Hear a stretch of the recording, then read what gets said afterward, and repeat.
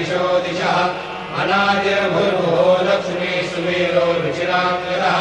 जननो जनजन्मादिर्भीमो भीमपराक्रमः